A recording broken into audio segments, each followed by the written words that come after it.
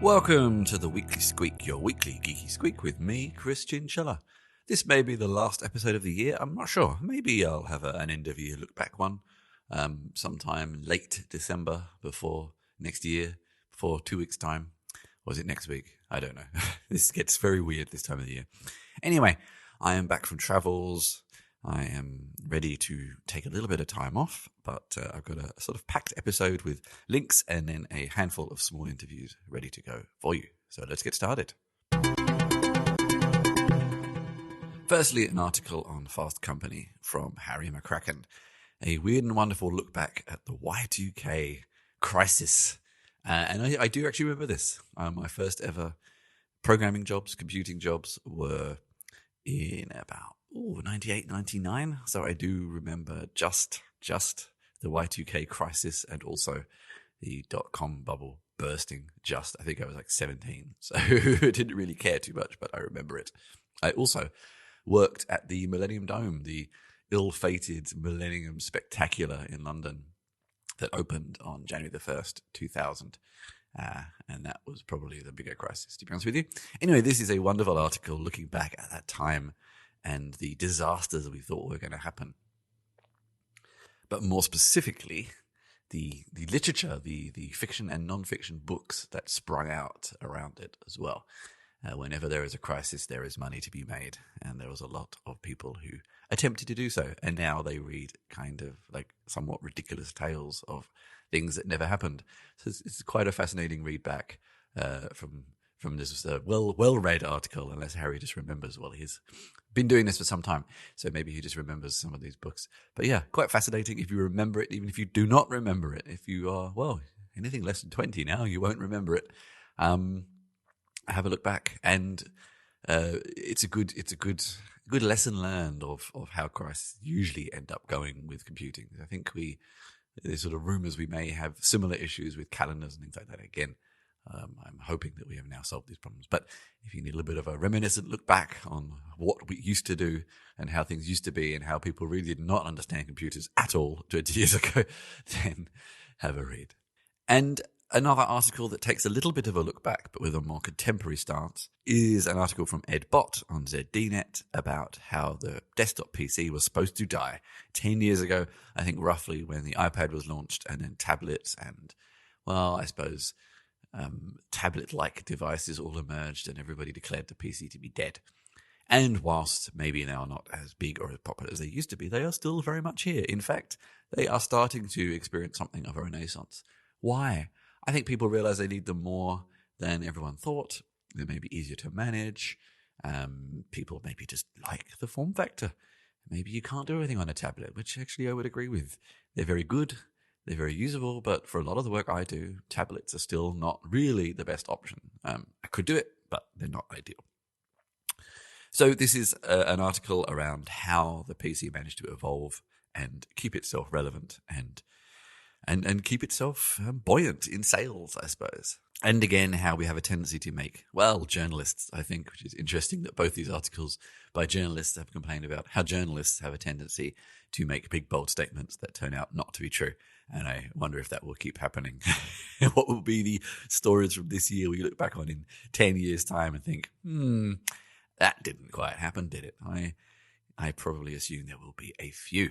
But still, if you fancy another trip down memory lane, then have a read of this and see how laptops did survive. And it's mostly things around weight, battery, performance, things like that. A modern laptop is so light in comparison to a laptop from 10 years ago that you barely notice it, and you barely notice the difference between a laptop and a tablet anyway.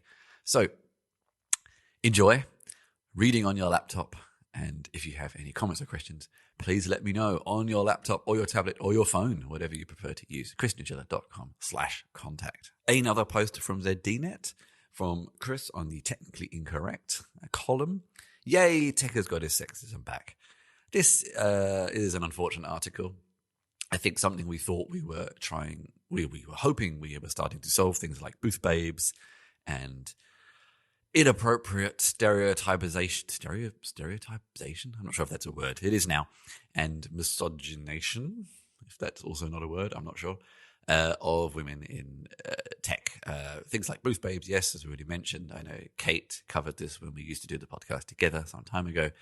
And for the most part, things got a little bit better. But then in the past few months, we've seen some rather poor examples of it happening again. And to be honest with you, I think these are not isolated examples. There are plenty of examples like this, the male-female gender stereotype, possibly caused by the lack of diversity, but also I think sometimes used somewhat intentionally to appeal to certain subsets of people, and also maybe intentionally antagonize sometimes, which is irritating, but that's the impression some people want to give. So the examples in this article are the recent Peloton ad. I haven't seen this. Peloton doesn't exist here. About a wife being bought this smart bike for Christmas and being so happy, and it being somewhat sexist because she wants to lose weight and et cetera, et cetera. And looking at the video now, it doesn't even really need to, but anyway, that's by the by. It's a somewhat outdated treatment of the whole thing. Women already get enough pressure about body image as it is, and having an ad like this really doesn't help. It's not even necessary. People can just want to be fit without having to mention words like that and then make people feel bad, although that is, of course, how fitness tends to sell, unfortunately.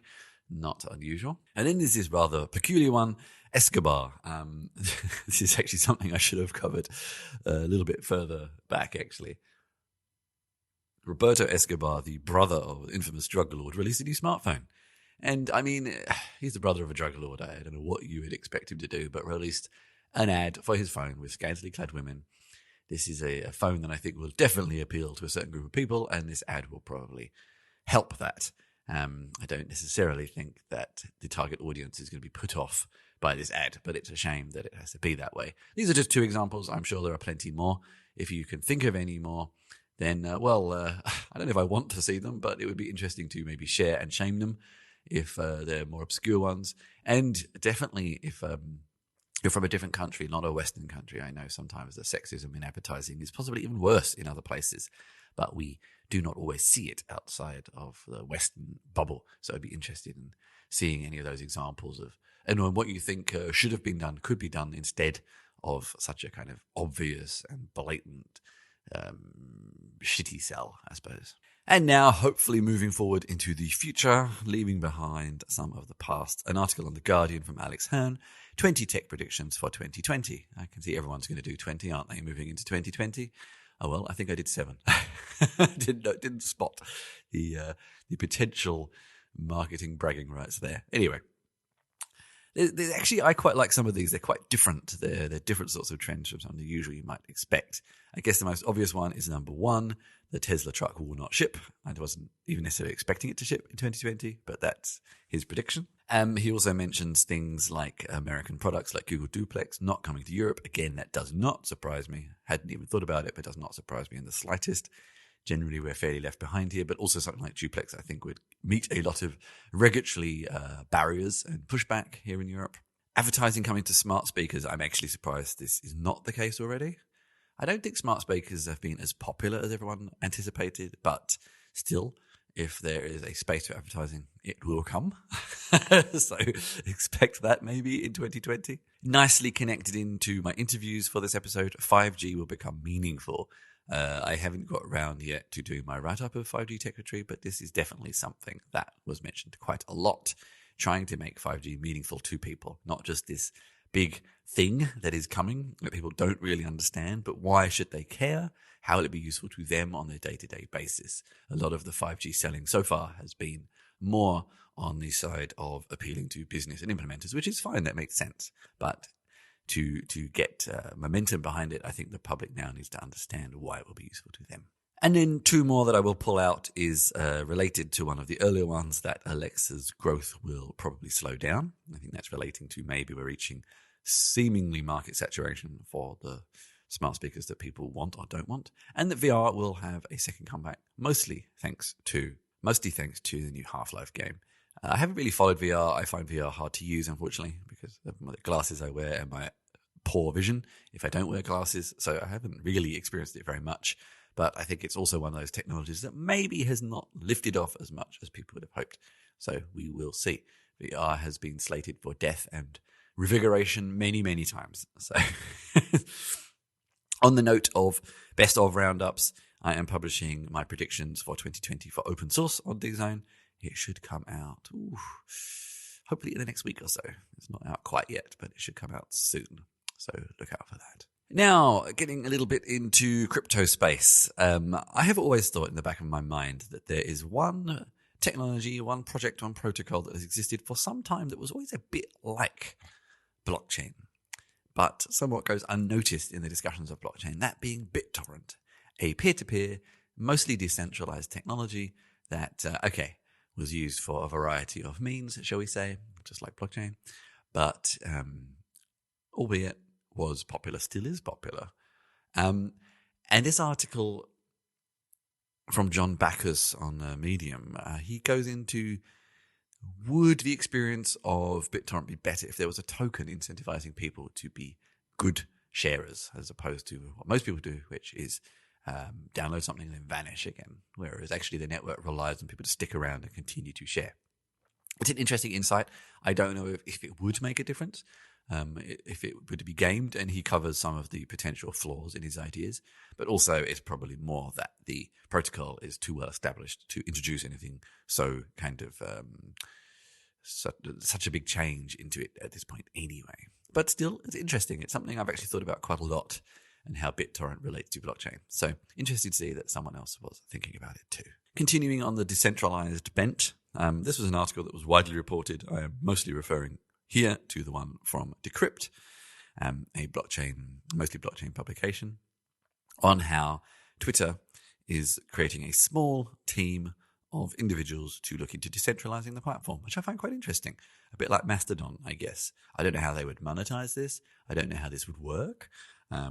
But anyway, interesting to see they're looking into it, and that Twitter are sort of looking into how they move on from their current iteration and, I guess, solve some of their issues. Definitely not all of their issues, but some of them.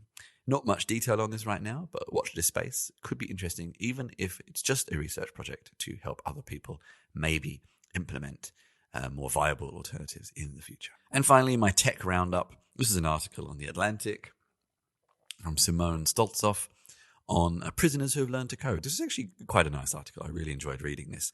It specifically focuses around some programs in the US and around their experiences with Slack, but employing and giving a chance to prisoners who want to learn to code, who have learned to code in prison, and giving them jobs. And in the most part, they're working out very well, actually, and them getting offered proper, full-time, normal people jobs eventually as well, which is great to hear. And having a meaningful existence is always something that will keep, well, not always, more likely to keep people kind of from reoffending. So this is a great article about those programs, and I'd love to hear more of them. I might actually dig into interviewing some of the projects mentioned here to find out a bit more about the program, because I think it's one of these great examples when tech companies actually do something very meaningful and very useful, and advantage people who are often quite marginalized because getting out of prison and getting out of the institutionalization of it is very, very difficult. So it's great to see that people give people a second chance in the future, as it were, not kind of learning skills that are not so useful to someone in getting a decent job in the modern era. So great read, have a read through, and I will attempt to get more detail with some of the people mentioned in this article in the future. Now, an article on Wired from Will Bedingfield. This was actually something, I read this whilst flying, which is probably not the best idea, but it's a story about how physics explains, although there's other reasons as well, why everyone's kind of fear, or not everyone's fear, one of people's fears about someone wildly trying to open the airplane doors in flight are not actually possible. There have been a couple of recent examples of people attempting to do so, usually under the influence of alcohol, but actually, as this article details, it's not possible. During a flight, when you hear the calls from the captain to the crew to setting doors to cross-check, to manual, to automatic, etc., they are actually handing over control of the doors to the pilot. I never knew this. So the doors can't even be opened anyway. That big handle cannot be moved until the pilot disengages that. And actually, really, the only times it's possible to open the doors are in takeoff and landing. So a very small part of a flight. Also, physics, air pressure means that it would be near on impossible to open it anyway. because of the weight of difference in air pressure. So all these kind of crazy airplane movies are not really strictly very true. So let that reassure you. But possibly more concerning, and I also thought about this as well, was actually the little tiny windows are maybe potential places where disaster could strike. So yeah, don't hammer those windows. Not that you're ever going to, but those little tiny pieces of plastic and glass are vulnerable points. But don't worry about the door, so, unless you're taking off or landing. So set yourself assured or not, as the case may be, by having a quick read of this article if you're flying anywhere this holiday season. Next, an article on Aon from Kate Raworth on the origins of Monopoly. This is a story I already knew, actually. Anti-Monopoly, the Landlord's Game, were some of the original versions. I think Landlord's Game was the original of Monopoly. The version we know of Monopoly is not the original game. In fact, it is quite the opposite of what the original creator intended.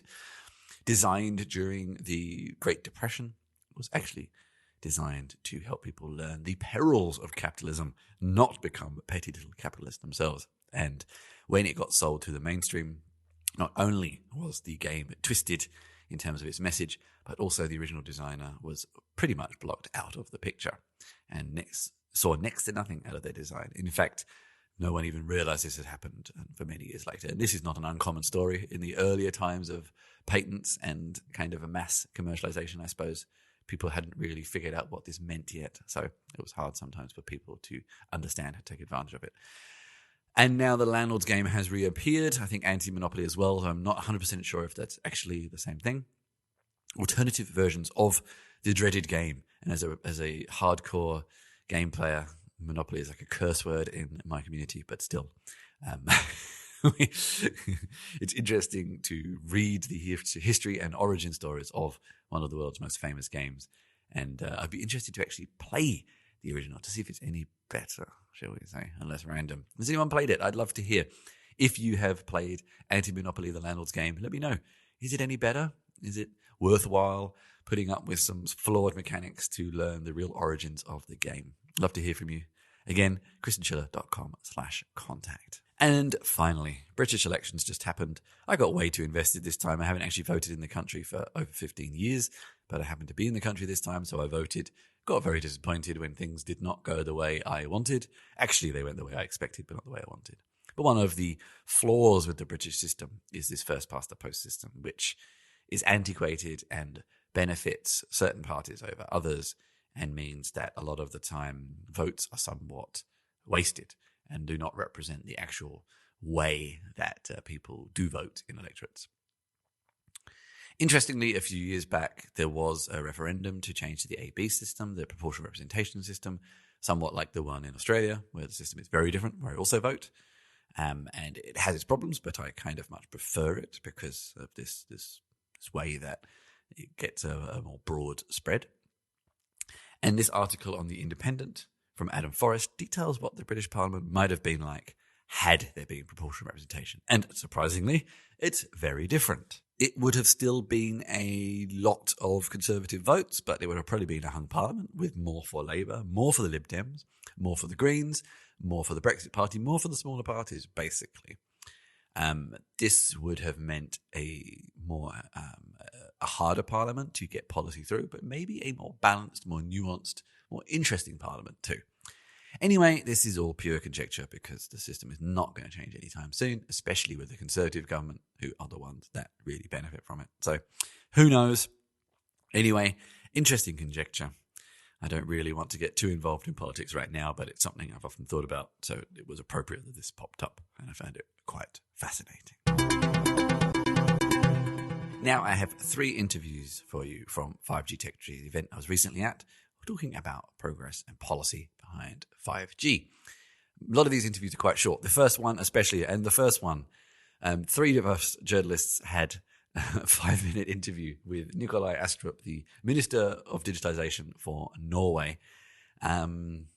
So firstly, you will hear from 2 friends of mine also asking questions, and you'll also hear a question from me, but I thought I'd include it anyway. The other questions were just as interesting, so enjoy that. Second, I have an interview with Dr. Suncheol Gweon from Korea, from He's done a lot of things with regards to telecoms in Korea. So that is my second interview. And then finally, the head of public policy for Europe for the GSMA, the sort of mobile industry body, Laszlo Toth. So enjoy. Okay, so are you actually involved in startup policy? Startup? Yeah, startup policy Yes. in Norway. And what do you think are the main things to do in this field for you? Well, I think if we are to achieve the ambitions that we have for digitalization in Norway, not least in the public sector, we need to cooperate with the private sector. And in order to increase innovation, I think we need to involve the startup community even more in digitalization of our public sector. So I have started working on a new program which is aimed at involving startups more in public services in the years to come. Are you looking at the taxation issues with the stock options? We have improved the stock option taxation system for startups in Norway, both twice actually. They would always say it's not good enough, but it's at least an improvement. But I think with the public purchasing power that we have, and the fact that we spend about 55 billion euros a year in public purchasing, that is, I think, an important driving force also for startups. So we need to buy their products and services, right, to help them scale in the future. The problem in Norway, as in Europe, is not startups; it's scale-ups. No, it is. Go ahead. A lot of EU countries are waiting for other EU countries to decide on whether to allow Huawei on their networks to supply parts. Norway being an EEA member, but not an EU member. What is your position? Are you waiting for the EU to make a decision, or do you feel free enough to make your own on this part? Well, by Christmas, all of our operators will have chosen their vendors. So 2 of our operators are already chosen vendors, and the last one, the biggest one, will choose before Christmas. So we don't exclude any vendors. And with 5G, as for 4G, we have a good dialogue with the operators on security. But our discussion on security is with them, not with the vendors. And you set the standards for security from the government side, and the operators will have to follow those then? We talk to the operators, and then the operators choose their vendors. But the government does not exclude any vendors. Right. Okay, thanks. I'd ask a completely different question, and something actually that I pick up from your panel, which is something that interests me a lot.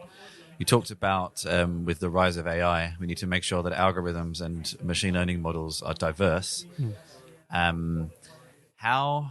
How would you recommend to Norway's innovators and entrepreneurs or from the region to increase diversity in a region that is traditionally fairly monocultural? How can they learn and change those models? Well, diversity is about many things. It's also about a gender balance. So we need to recruit more women into technology, the field of technology. We're working on that. But I think this is very important because AI is going to affect every aspect of society, and we can't leave to half of the population to develop solutions for the whole of society. So this is something we need to work on, not only in Norway, but I think also in tech communities all over the place. And of course, I was just on a panel with just men. Yep. And they're mostly men in this conference. Yep. So I think it's not only about monoculturalism, it's also about gender diversity. Both are important. And the example I used in the panel, I think, illustrates this very well with the sensor developed by a white man who hasn't tested if it worked on different color of skin. And if we are to get that kind of bias into our algorithms that we're supposed to use for instance, public sector decision-making that affect people's lives, then we have a huge problem. So we need to get it right from the outset. Otherwise, people are going to lose trust, and I think trust is maybe the most important capital in the age of digital transformation. So you're the Minister of Digitalization of Norway, and your neighbors in Denmark have an ambassador, tech ambassador in Silicon Valley. Yes. Do you see it as a trend of the government paying more attention to the tech? And do you think Norway would also consider sending someone to Silicon Valley to lobby your interests? We have a big office in Silicon Valley, so they perform much of the same task that the Danish tech ambassador does. Right. And of course, we have a Minister of Digitalization, so that trumps tech ambassador, I guess. But yes, this is going to be more important, and it's going to be important also because, in my view, we need to engage more with the big tech companies on many important issues.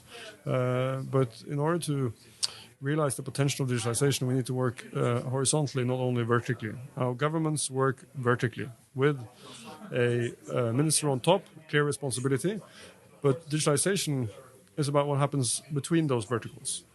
And that's why the Prime Minister of Norway decided to create this post in January, because if we are to go from where we are today to where we want to be, then we need to step up our work in digitalization.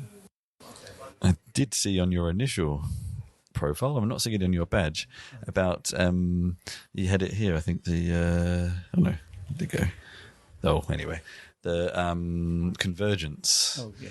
And I was actually interested to know what that meant to you, or what it used to mean. You're not having it on your badge now, so maybe you've changed the job, but what does convergence mean? Usually the 4G or 5G, they just remind them of a kind of technology, or just like information technology or communication technology. But the convergence means working with other industries, like automobile industries, or like a fashion industry, or education, healthcare. It doesn't matter. So which means the ICT expands to the other industries. That's the definition of the convergence for me. And you had some interesting examples in the presentation you did earlier for entertainment as well, which I think you already have in Korea. Virtual performers, and are they popular? It's not popular, but usually telecom operator would like to show off for like a vision. So I think that's still very expensive, which means the 4K video, for example, they have to multi cameras on it. They have to real time stitching on it because of you mean do you know understand what the stitching means? The one video, and then we have to make the smoothly connect each other. Yeah. So in the case of VR, and then you can have wear the VR gear, and then you can see the 360 degrees on it.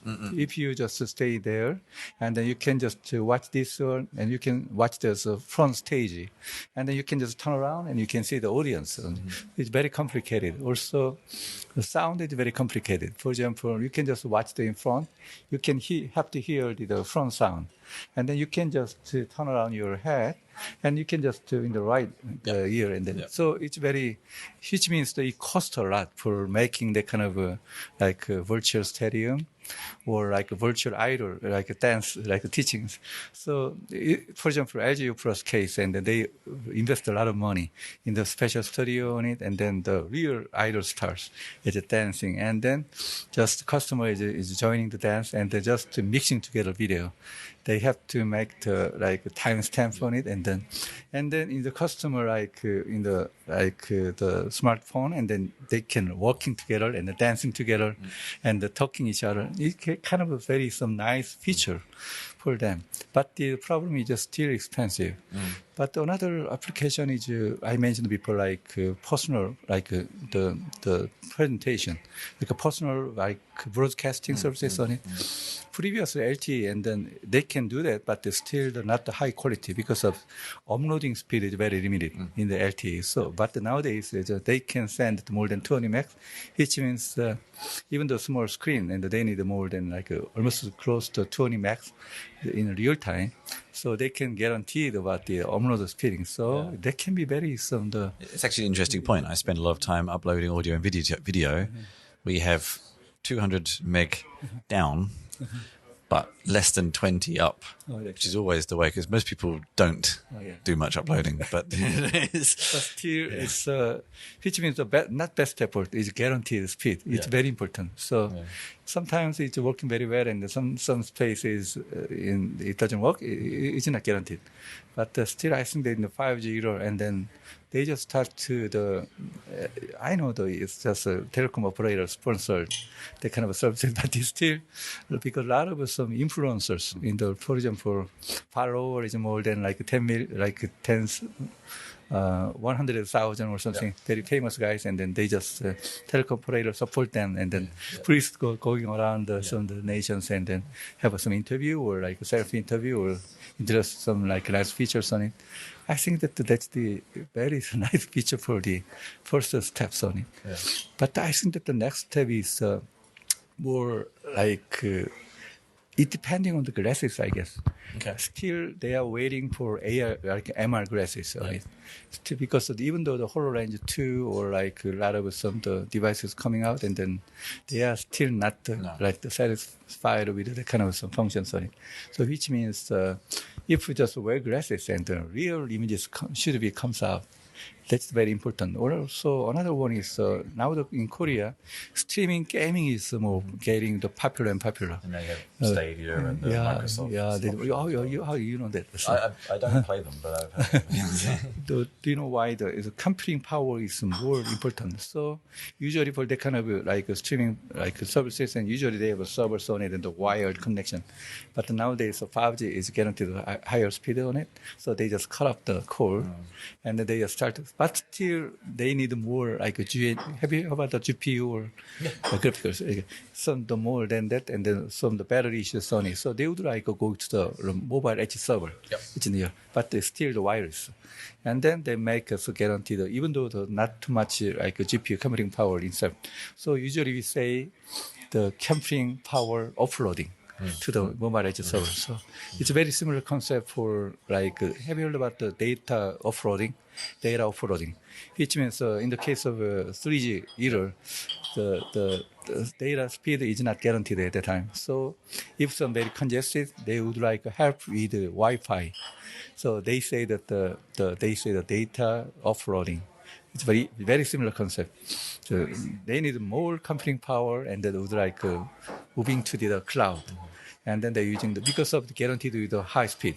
Yeah. At the time, the wire speed is very lower, so they cannot guarantee, they cannot uploading to the other servers on it. So I think that the streaming gaming nowadays streaming video is very common in LTE. Yeah. So next step is streaming like video game is kind of some killer apps. The current launches have had problems, but that's fine. I mean, it's new. Some of the points, Korea's been held up here a couple of times as a good example of a 5G rollout, and some of the points you made that you thought related to it were geography. It's relatively small. Most people are in a couple of areas. You have a consumer base who like to buy new things, and you have a government that is pushing people to do it. Which any of those, I mean, geography is not something people can change that much. But anything that you've learned that you think European countries could learn from to help their rollouts? I was very surprised that when I traveled with my wife, actually for UK for a month, and even just to get out of the metropolitan area, and then it doesn't work even 3G. Like still, UK is one of the better places as well. So at the time I just using the Google Maps on it, so it doesn't work anymore. So I just stopped my car and downloading the whole like local maps, and then it start the driving. So I think that the more concentrated on even the highway level. Also, I don't want to full coverages on it, but they have to move to some of the different cities or something. So I think the major like road, and then they have to guarantee it. Especially I was very surprised that also the subway. I think the subway is a very important place, but it's not. London is famous for having no network on the. We live in Berlin, and they actually have coverage. I don't know how useful it is, but interestingly, also you showed the map of 4G coverage, which was pretty much everywhere. How long do you think it would take to have 5G to look the same? I think that just 2 years, I guess. It's very similar way to the LTE cases, because of I didn't mention about the the period for changing their cell phone, usually 8 months is average. It's crazy, isn't it? So I have two sons, and they always ask me about the new phone. I think that it's almost the same feature, but they do like change their phone. So which means we have a total population is 50 million. 50 million. So I think that already changed just 2 or 3 years, and then so which means I think within 2 years, I guess. Also, another key factor is a millimeter wave. Yeah. So it's very key concern. Also, Rod Schultz, CEO, mentioned about the millimeter wave. It's a very different characteristics of the wave of propagation level. So I think that the more bandwidth is each operator has already 100 megahertz bandwidth with a frequency auxins on it, and which means they can guarantee 200 gigabps level. But still, the problem is using the massive MIMO has a little bit focus on the very sharp beams on it, which means it's very hard to cover whole areas. So I think that especially the dense area or like a metropolitan area, they can come together with below 6 and then the millimeter wave. They can be very extended to the more than total bandwidth is more than 20 gigs. It can be very, because for example, you are staying in the stadium, like a football stadium or something, and then even though you have more than 10 base stations over there, but still in the more than 50,000 people come together, it's very hard to working for the more bandwidth, and then it can be very work with some millimeter wave bandwidth and then supporting it together. So I think that it's very the next step should be you have to be more concerned about the more bandwidth. Okay. So our government already start is some more looking for the more bandwidth for 5G services on it. So I think that maybe next year another frequency auctions will coming out, and for the 2 more questions. One, I'll just go from that. You've mentioned some ideas that 5G will help facilitate in the future. Are there any others that you think are very early or no one is really doing yet, but you think will also come because of it? Still, they have some problem with it. Even though they just buy a 5G phone, and then I cannot find any difference because of I already mentioned in the panel, almost more than 95% applications is almost guaranteed with the LTE functions on it. So I think that they have to find more valuable killer applications using the more bandwidth. For example, for more bandwidth, I think that the immersive service, I mentioned that. I think that without that, and then I think that another characteristics low latency and then some connectivity, it can be, which means not the B2C level. It's more and more B2B services can be guaranteed because of the network slicing is a very good functions on it. So which means they can own their characteristic. They can make their own networks using the network slicing. For example, I have some IoT services on it, very low bandwidth, but they need more connectivity. But it's not adapted to directly to the enhanced mobile broadband services on it. So they can have a very low bandwidth with the network slicing level, and then they can just the nationwide services on it. So they can imagine, and then they can make a business model by their own. So I think that's a very good point for next level. But the the usual customers, I think that it's very hard to find the real. So I think that especially the telephone operators is more focused on the VR, AR, and the more immersive, but still the device dependent services. So they're waiting a little bit. So. And on that, I mean, some of the 3 examples that are often discussed for good 5G rollout, the US, Korea, China, all 3 of those countries make devices. Europe doesn't really make any handsets or any devices. Do you think that's some of the reason that those three countries have been able to roll out much quicker because they can supply everything? I found that even though when I visited Sweden or like Finland, I was very surprised because they are very mecca for like a handset, even though Nokia or something. But previously, but they are very practical guys, like a more program, like how do I say, programmatic, which means not just for like showing off too much, because it works for me, and then they just keep it. For even though I was very surprised, and then in the Nokia like very the higher level, they are using the still like very old phone, like 3 or 4 years old. But in Korea, and especially working with the operator or like they usually change their phone every 6 months or something. Because they would like have some new experience for the new phone, but they have a still 40-year phone. So I think that it's a little bit some different, like the culture. I guess they're more practical, not just because it's enough, and then. So I think that it's coming from maybe their own culture or something. Yeah, maybe you upgrade too much. Yeah, so I'm Laszlo Toth. I'm head of public policy for Europe within the GSMA.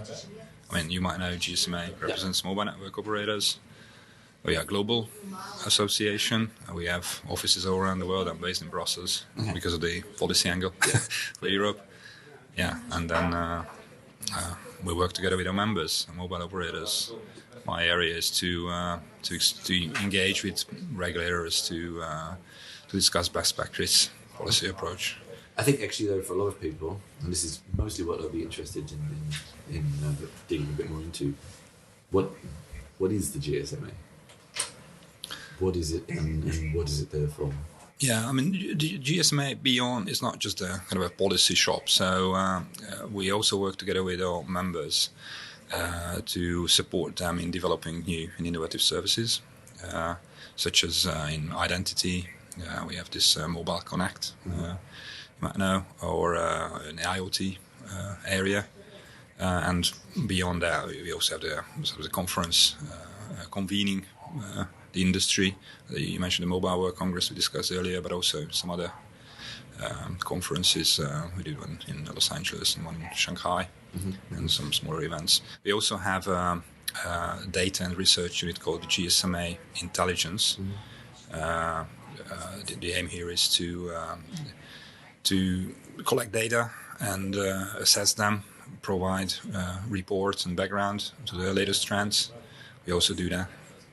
And do you sit between regulators and government, or what are the components of the industry that you work most with?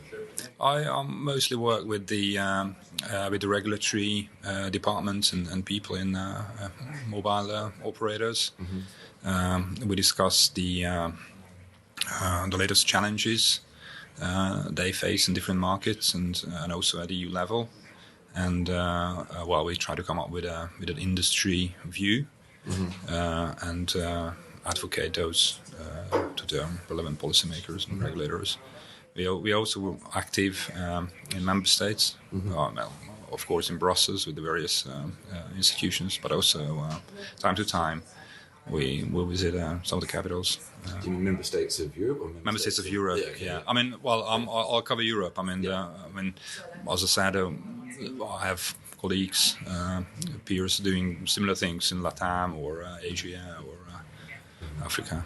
How long has I'm not sure, do you call it a trade body, an organisation? Yeah, I think it's a trade association. But how long has it existed for? That's a good question. I should know it by heart. A long time? Yeah, I think it was established 1980 something. You got me up. I need to look it up.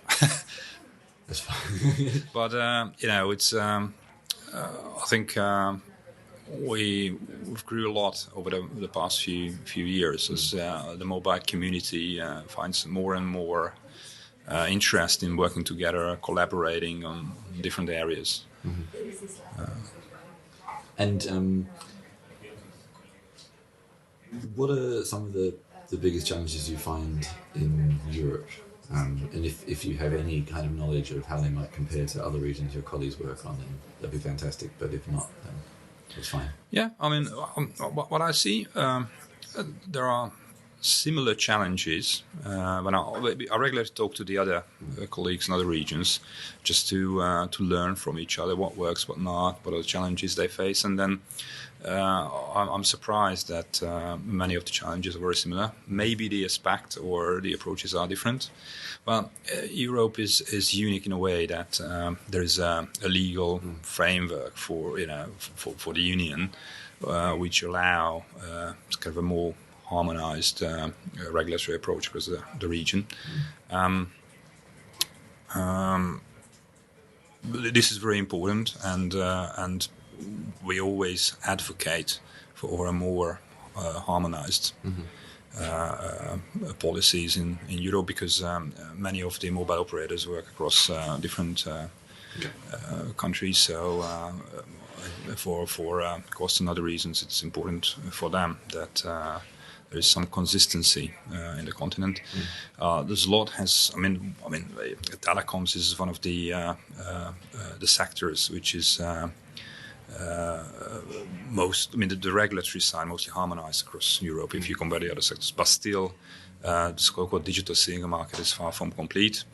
There are major differences if we look at for example, spectrum policy, which is very important for mobile operators. The way in which governments decide to make available spectrum, under the conditions and the way they award frequencies are very different. Because obviously, what you do is a small part of the kind of bigger complication, but there's this tendency to think of the European Union as one place when it's not. It's 27, 28, 26, I can't quite remember. Yeah. Different places, all with different ways of doing things. Yeah. While some of the telcos exist in all of them, they'll have their own policies and their own styles and things like that. Yeah.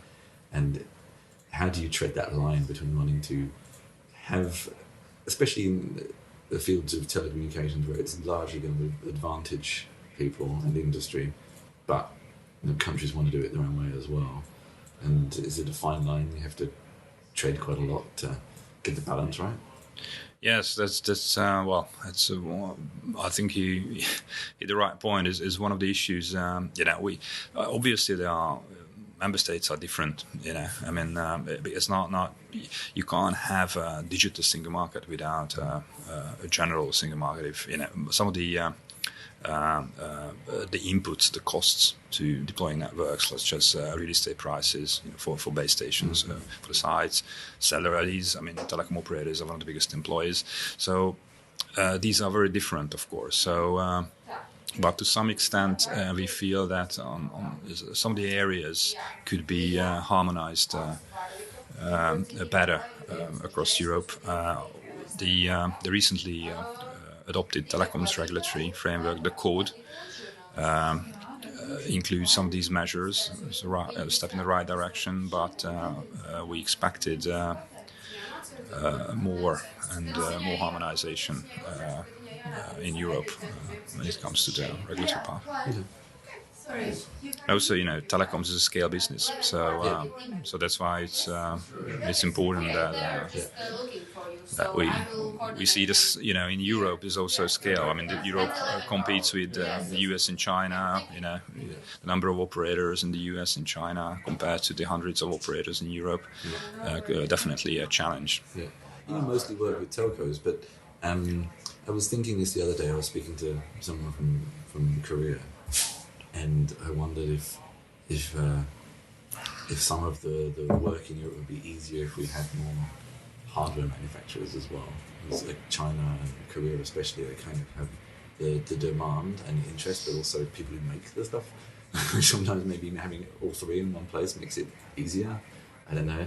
Europe has sort of Nokia and Ericsson, but they're not the biggest players, and they don't really make the end devices so much anymore anyway. I don't know, is that a missing piece in Europe, do you think, or is it not really an issue?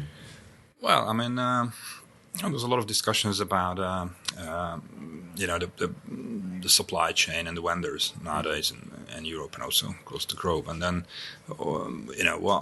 what we see is that indeed those big players, like you mentioned, Ericsson, Nokia, are European ones, and it's very good. And also for us, what is important is to have a competitive supply chain where the prices will be set at competitive level, will be innovation. So we always encourage competition and more players in that space. Okay. So we're here at this 5GTechritory event. I wondered a little bit, I don't know if you were doing your job or anything related to it around 4G rollout, but it feels like maybe it's just an age thing. I just don't remember people talking about 4G because I didn't pay any attention. But do you think the interest and also the length of time it's taken to roll out the upgrades is about the same, or maybe a little bit longer, a little bit shorter?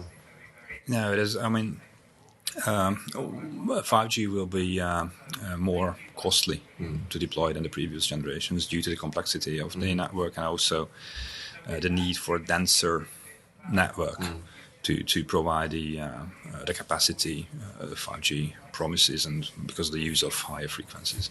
So we have estimates and for all the regions. Europe, according to numbers, is doing well in terms of trials and commercial launches these days. We expect that by 2025, a third of the total connections in Europe will be 5G. However, this will leave Europe trailing the leading 5G markets, US, Japan, South Korea, which will have 50-60 adoption rates by that time.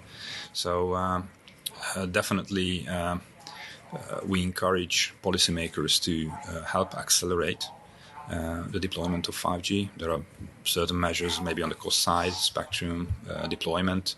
There are a lot of administrative barriers to licensing base stations. This is rubber hits the road when the physical network is built. This is also a challenging topic. We talked about fragmentation and harmonization because in many cases it depends on not only a national level but local authorities. But in some of the member states it takes 12, 24 months to get a license for a new base station. I mean, these procedures needs to be streamlined and simplified in order to accelerate the rollout. Was that comparable to the past, or is that a newer speed? No. That's historical, and then but I talked about the need for a denser network, and so that's why in 5G, so this challenge will be compounded. Because you need more base stations. I mean, there is one measure in the telecoms code, the European new regulatory framework on small cells. We are waiting for the implementing act for that, which will help license. I mean, there will be no licensing for that.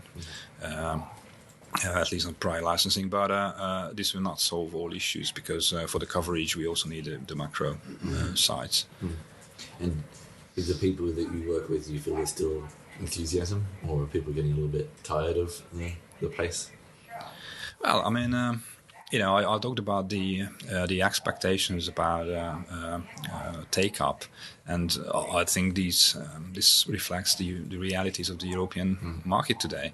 Many of some of the countries like the Nordics will be closer to the leading players, but many of the operators are still migrating customers to 4G networks. Competitive pressures remain high. Revenues return to the negative territory in recent quarters. And our estimates to 2025 is that revenues will, in the midterm, will be broadly flat. So I think it's a challenging backdrop to in this 5G race, at least for Europe. that's why it's important, how regulators and policymakers can help. I mean, we see the political ambition, they talk the talk, but we also need some specific, concrete measures that will help. In an ideal world, also acknowledging some of the positives that Europe likes to bring to technology, like privacy and maybe more security, hopefully, and things like that, as opposed to, say, somewhere like China, where it's really worry about these things, so it's a lot quicker.